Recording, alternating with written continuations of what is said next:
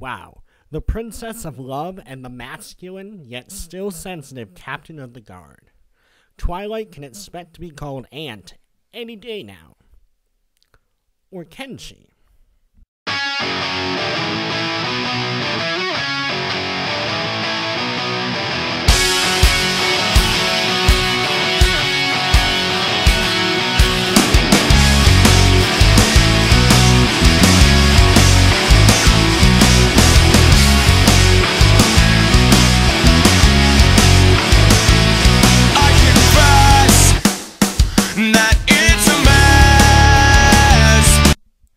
Let me get this out of the way quickly. Sex does happen in My Little Pony, and the proof is in the pudding. Or rather, the cake family. There is no denying that the cake foals were biologically conceived, and the reason for that is this scene. Now, how in thunderation is one of them twins a Pegasus and the other one a unicorn? Easy. My great-great-great-great-grandfather was a unicorn, and Cupcake's great-aunt's second cousin twice removed was a Pegasus. That makes sense, right? If the twins had been magically generated, or even dropped off by the stork, there would have been no confusion as to why the foals were of different tribes. That would have just been how the dice came up. Plus, the twins were held for a time in a maternity ward. That means that their conception was not an isolated incident. So ponies reproduce, and it happens enough for them to build infrastructure for it. Now that biology is over, it's time for Civics 101. There are 6 prominent members of the royal family.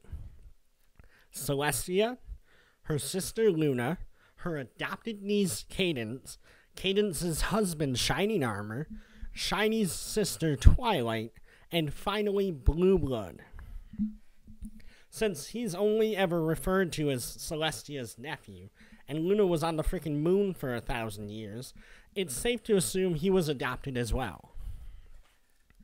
Notice the 2 words I didn't say? Hint, they were son and daughter. But why?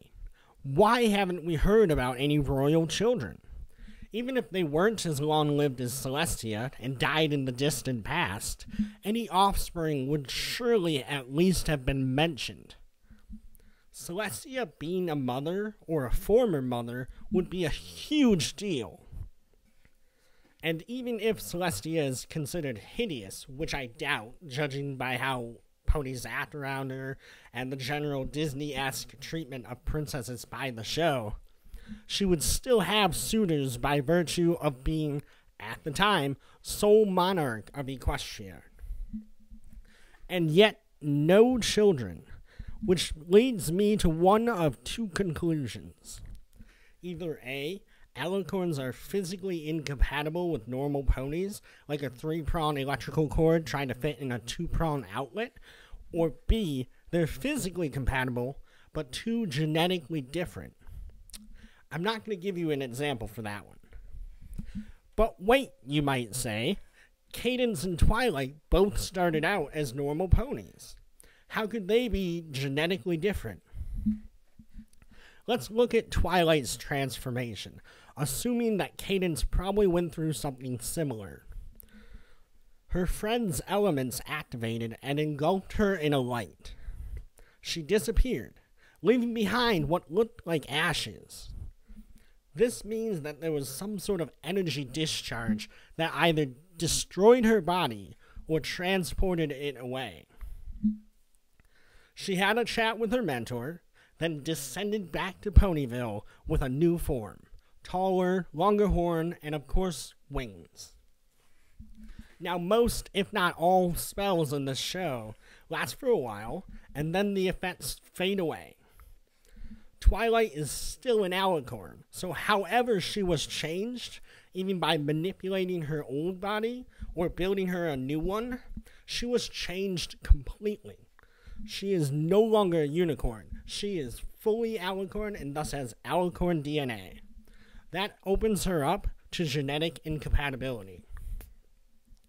One final point to dismiss before I wrap up.